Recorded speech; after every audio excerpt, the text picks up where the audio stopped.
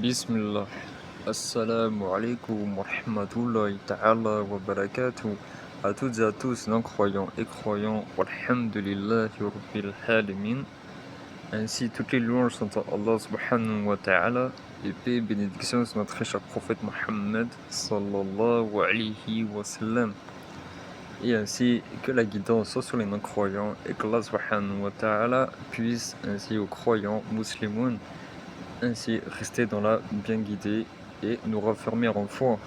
Bi'inillah azza wa jal. Amin. Bien, bi'inillah, dans cette nouvelle vidéo, nous allons parler d'un contexte actuel qui se fait très facilement depuis et beaucoup depuis l'apparition des réseaux sociaux. Toujours pareil, de même qu'on voit une Ummah qui est certes divisée et sûrement Allahu A'lam, mais en plusieurs groupes, et aussi par rapport au débat sur la religion, au débat je suis plus fort, par exemple, de ce que je vois, hein, j'ai plus de connaissances que toi, c'est des choses que je ne vais pas dire. Je vais parler seulement du contexte, sans parler des gens, mais de ce qu'on peut voir, même si il y a de belles choses sur les réseaux sociaux, de personnes qui sont conscientes, de personnes conscientes qui partagent le raisonnement de l'islam, des connaissances qu'il connaît, de ce qu'il a appris et de ce qu'il applique. Alhamdulillah, Rabbil Alamin.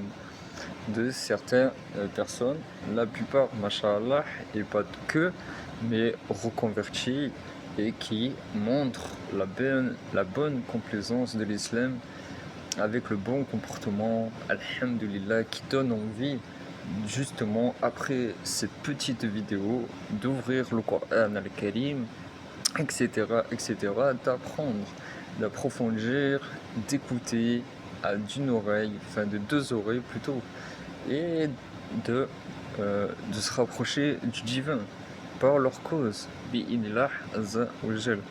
Mais en soi, il y a une fracture au niveau de la Ummah et dont on va parler du négatif malheureusement et bien heureusement pour ainsi blâmer le blâmable en leur espérant toutefois une résonance de l'islam. Même si je ne peux pas lire les cœurs, mais il ne faut pas oublier que le public, vous savez, le public, même si on voit c'est une distraction, hein, tout ce qui est les portables, etc., on est tous dans le même bateau, mais il faut savoir bien l'utiliser et surtout se rapprocher au strict minimum, maximum de l'islam, de ce qu'on peut, ce que notre âme peut supporter.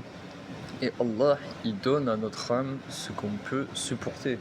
Alhamdulillah.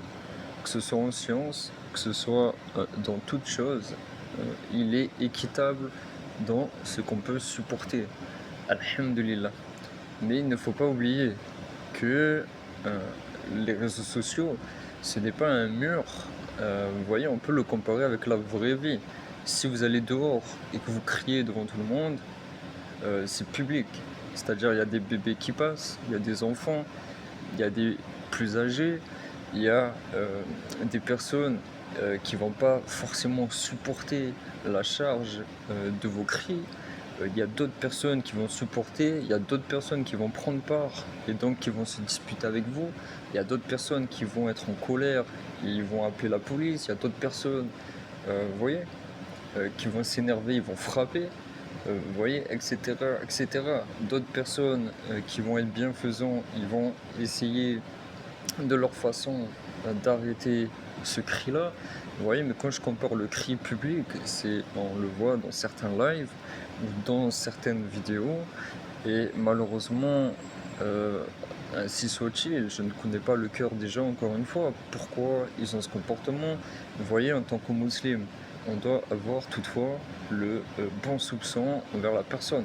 Mais quand on voit un blâmable, de le blâmer autant que l'on peut, comme on connaît tous à travers le hadith que vous connaissez, soit l'arrêter euh, par la main, soit par la langue, ou euh, par le cœur. Et certes, c'est le plus bas degré de la foi. Vous voyez, la simplicité. Mais de ce qu'on peut voir, voilà, on analyse. Vous savez, comme j'ai dit tout à l'heure, sur les lives, c'est pareil que ce que je vous ai cité à l'extérieur. Et vous parlez en place publique, euh, devant beaucoup de monde, qui next les vidéos donc qui peuvent tomber sur votre live. Par exemple, des personnes qui sont à la recherche de vérité et qui tombent, par exemple, sur des musulmans qui se crient dessus, qui veulent avoir raison sur un débat où j'ai plus de connaissances que toi. Toi, tu es personne. Toi, tu vaux rien. Oh, t'es bas. Vous voyez, des insultes, des insultes, des insultes, des insultes, et on fait le rappel comme on peut le faire sur nous-mêmes, car notre langue peut vite dériver.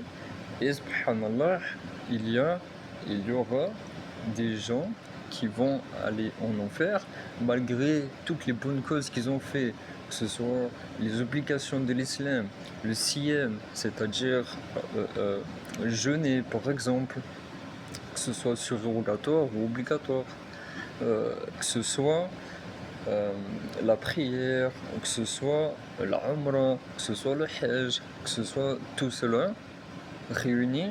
Mais si par exemple, la personne, même si elle a fait beaucoup de sadaqa, de zakat, etc., mais si le comportement ne suit pas, imaginez donc le jour d'Al-Qiyamah, que va-t-il se passer? Il y aura des personnes qui auront fait tout cela, ces obligations, etc., peut-être des bienfaits, tout ça, surérogatoires, etc., mais que le comportement ne va pas suivre. Donc il va insulter l'autre, il va insulter l'autre, il va insulter le voisin, il va insulter tout le monde, comme en live, comme on voit. Je next, allez, l'autre, lui, il me plaît plus, allez, je parle avec lui, je lui coupe la parole. Allez, hop, j'appuie sur pause, sur sa voix. Allez, hop, tu vois, allez, pars de là. Allez, ciao, allez ça, allez ci, allez là. Et ça continue, ça continue, ça continue. Et au bout de 2 heures de live, ou 3 heures, ou 4 heures, ou je ne sais, je parle pour plusieurs personnes, bien entendu. Une parmi tant d'autres, mais on parle du contexte. Et donc, que des insultes, des rabaissements, de l'orgueil, de ce que je vois. C'est ce que je vois, c'est des faits externes que je ressens, que je vois, mais que j'ai pas forcément raison, mais la façon dont elle est faite, Allah musta'an, et j'espère pour cette personne-là ou pour ces personnes-là, qu'ils puissent reprendre raison, vous voyez? D'où l'importance de ne pas forcément de se prendre en quantité de connaissances, mais plutôt tenter du peu que vous sachiez de l'appliquer et de l'approfondir.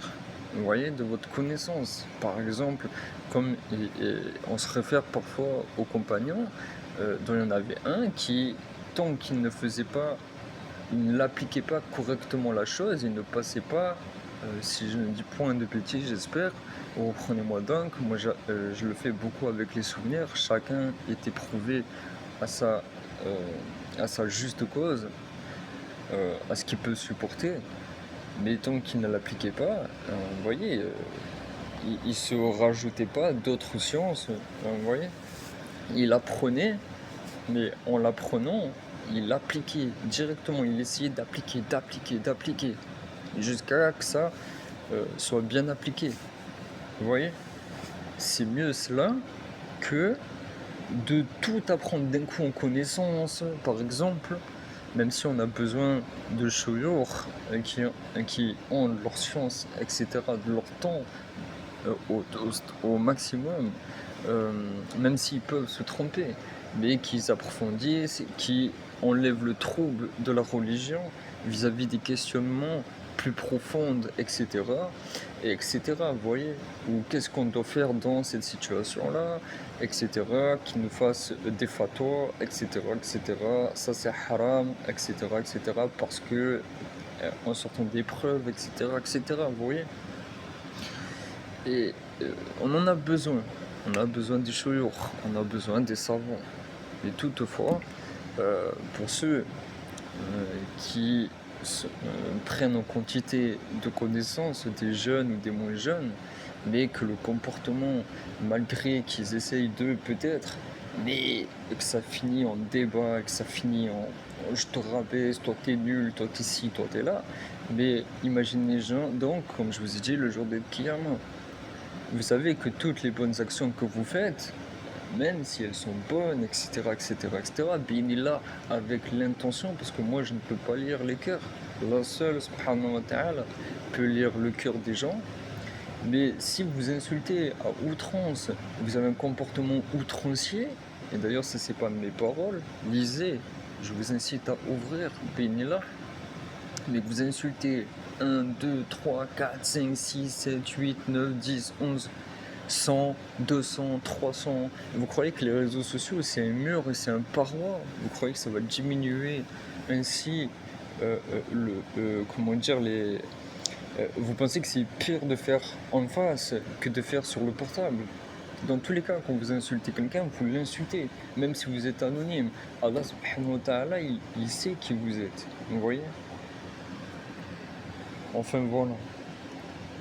Et même moi, ça me remonte parfois, parce que on voit la plupart du temps, et vous le voyez tous, des comportements outranciers. Et moi le premier, on essaye tous de comment dire, d'essayer de s'arranger,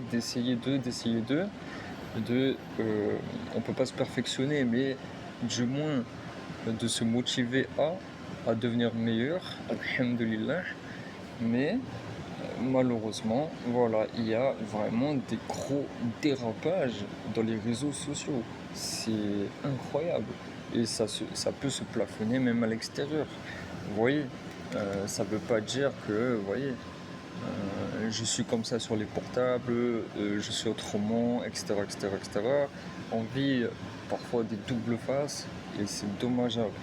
Et moi le premier, mais quand on parle sur une place publique, ou comme on parle à notre professeur, ou comme on parle par exemple à des forces de l'ordre, ou comme on parle au président, ou comme on parle à nos parents, ou comme on parle à nos amis, dans chaque coin, vous le savez très bien, même si doué est celui qui a le bon comportement avec eux tous, dans chaque...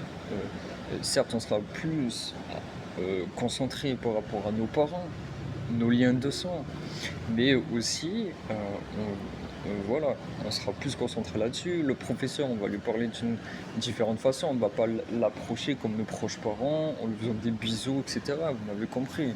Par exemple, en lui faisant des cadeaux à outrance, vous voyez, Allahu a'lam, vous voyez, mais on va doser chaque chose, même les forces de l'ordre. Vous n'allez pas arriver comme vous faites avec vos parents.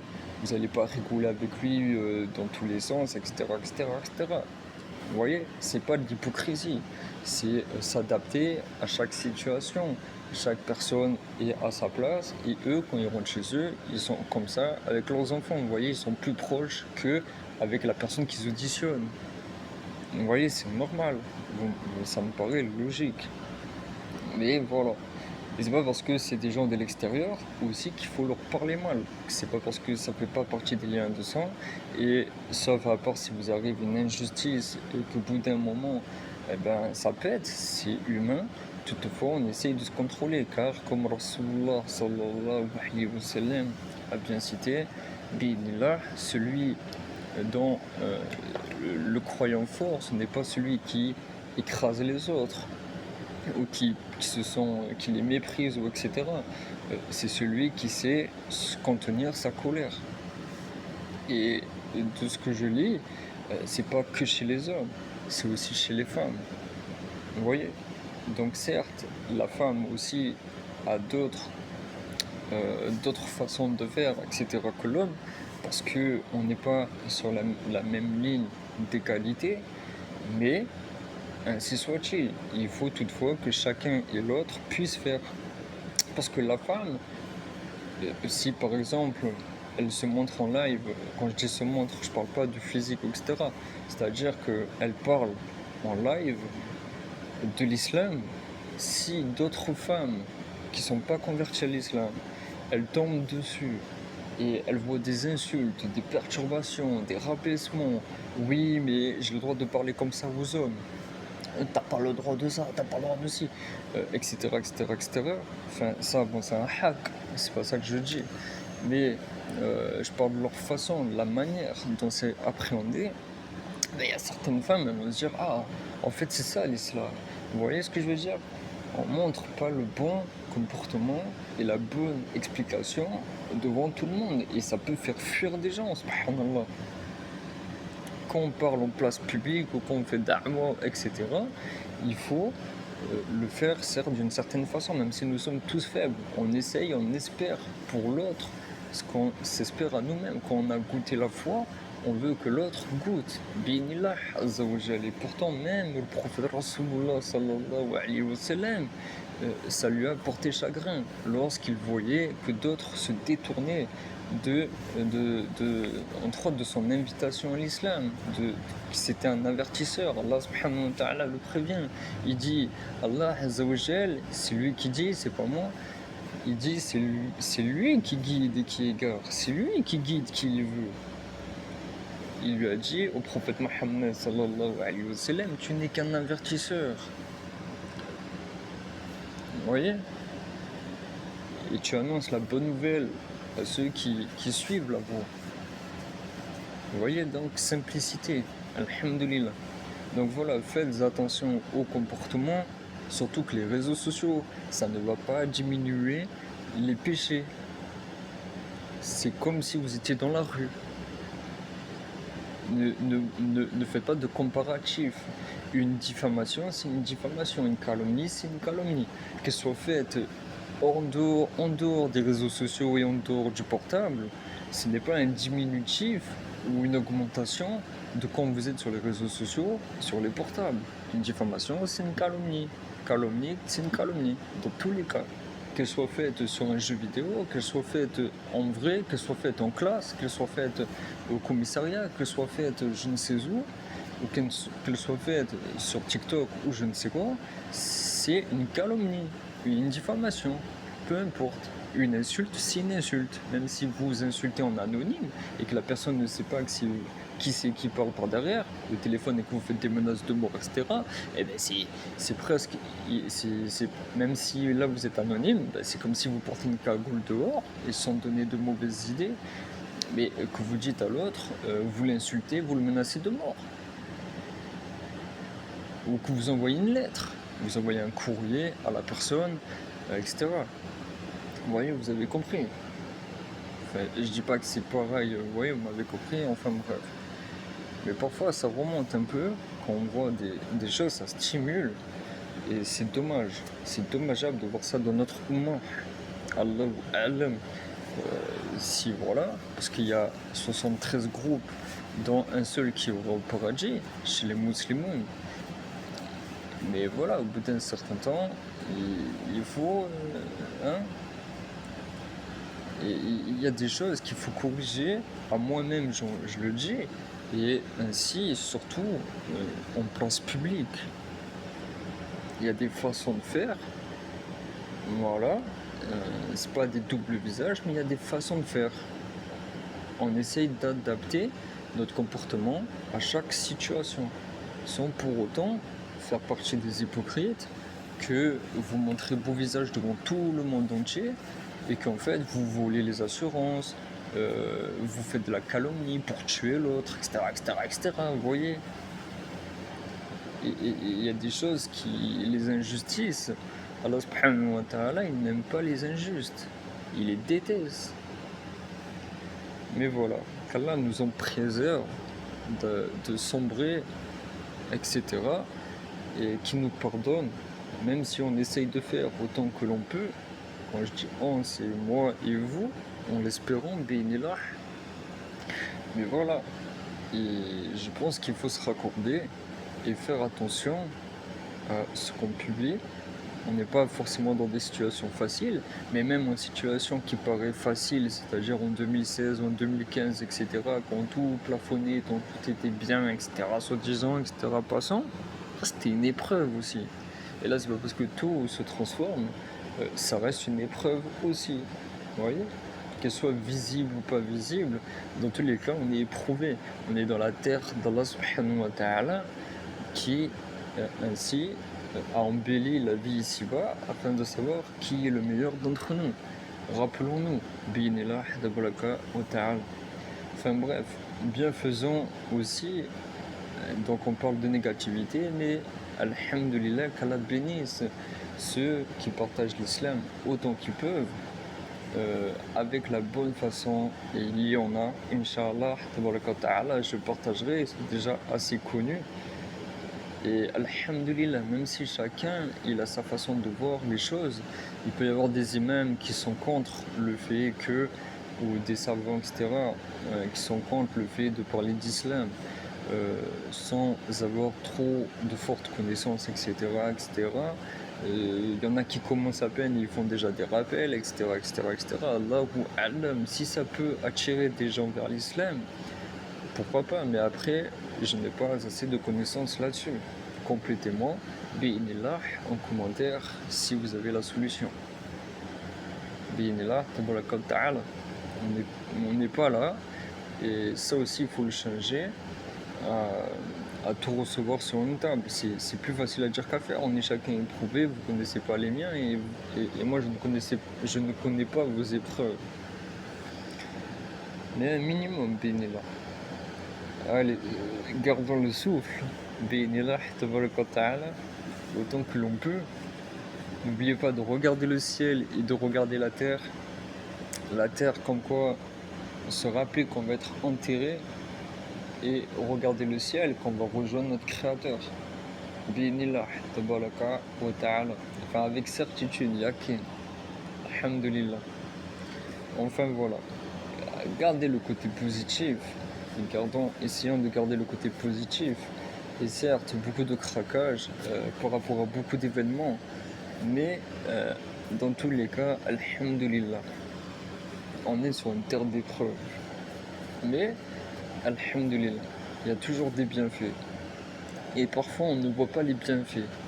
Réfléchissant, méditant, même peu importe ce qui se passe, avec les bienfaits.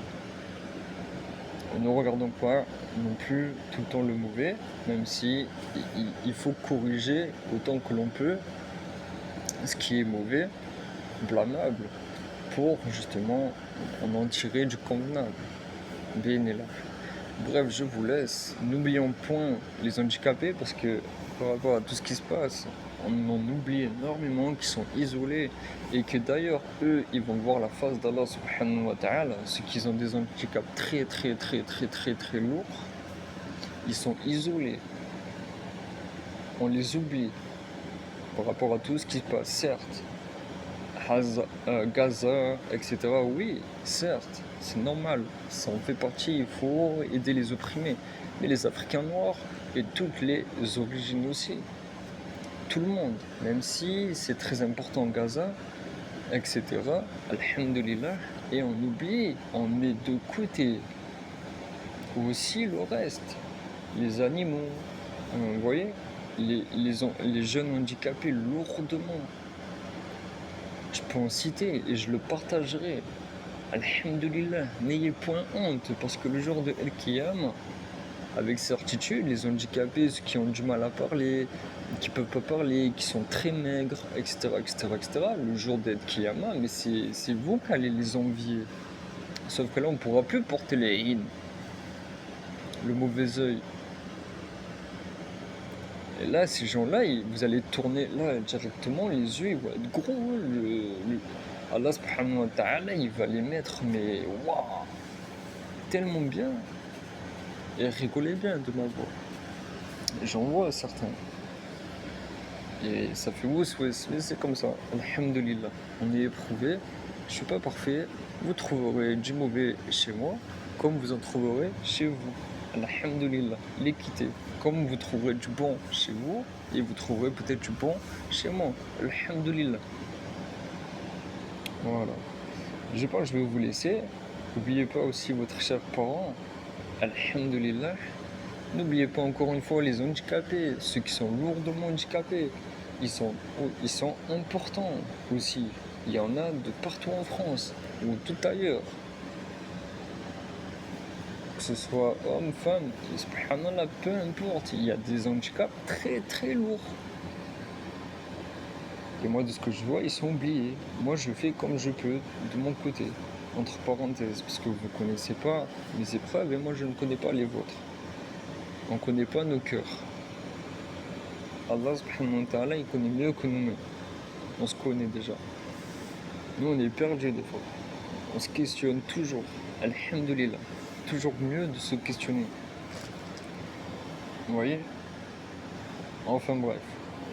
Je vais arrêter là pour ne pas en dire trop et ne pas prendre trop de votre temps. Et qu'Allah subhanahu wa ta'ala puisse nous faciliter dans toute épreuve qui nous est ainsi octroyée depuis des années, des millénaires. Alhamdulillah. Donc voilà, soyons soudés, des millénaires peut-être, et puis voilà. Alhamdulillah. Qu'Allah vous en rajoute, qu'Allah puisse nous en faire profiter, et qu'Allah Azza wa Jal puisse aider les opprimés, les gens malades, et les femmes veuves, les orphelins. Alhamdulillah. De tout pays confondu. Wassalamu alaikum wa rahmatullahi ta'ala wa barakatuh.